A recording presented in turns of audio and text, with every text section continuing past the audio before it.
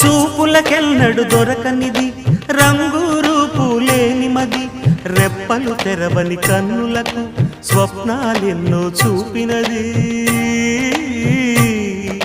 వెచ్చని చెలిమిని పొందినది వెన్నెల కళగల నిండుమది కాటుక చీకటి రాత్రికి బాటను చూపే నేస్తమది చేతికి ఆదని జాబిలిలా కాంతులు పంచే మణిదీపం కొమ్మల చాటున కోయిలలా కాలం నిలిపే అనురాగం అడగని వరములు కురిపించి అమృత వర్షిణి అనిపించే అమూల్యమైన పెన్నిధి శుభోదయాల సన్నిధి మనస్సనేది అహో ఒక మనసుకు నేడే